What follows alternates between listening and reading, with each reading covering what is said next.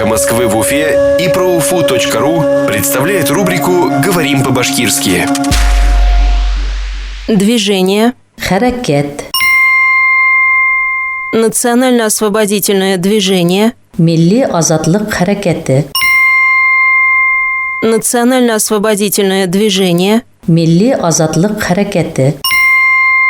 Сторонника национального освободительного движения оштрафовали за организацию митинга у штаба Алексея Навального. Алексей Навальный штабы янында митинг uyushturgan үшін Milli azadlık hareketi яклы кешегә штраф алдылар.